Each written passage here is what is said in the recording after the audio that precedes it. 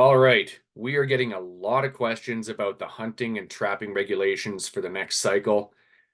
And after a couple months, they're out. So the hunting and trapping regulation proposals are out, and you need to take your time to engage both on the proposals that you like and those that you agree with, and those that you dislike, because your feedback will shape the upcoming regulations. For years, each successive version of the hunting and trapping regulation seems designed to gradually remove resident hunters from the landscape. And as expected, the proposals for this year are no different. Political optics, backroom dealing, and emotion are replacing sound data and science-based wildlife management.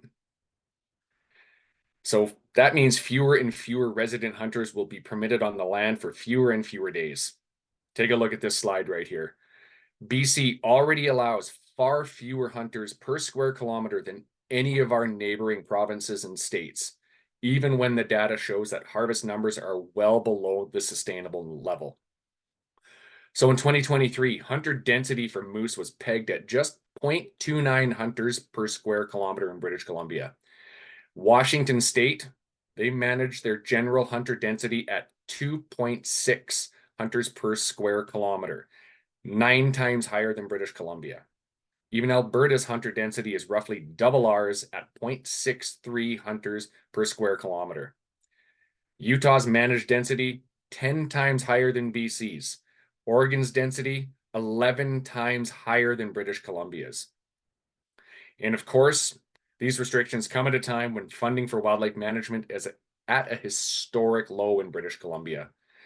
As a proportion of the provincial budget, funding for renewable resource management is just a fraction of its historical level, declining by 75% since 1993.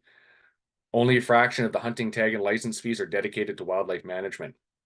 The provincial government is not managing our natural assets responsibly.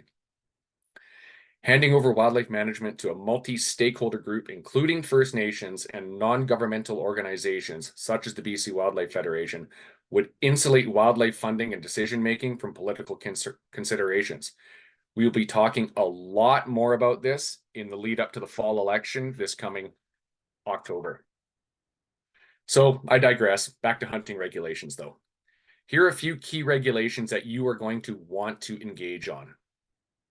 There's a proposal in Region 6 to convert moose to limited entry in new zones.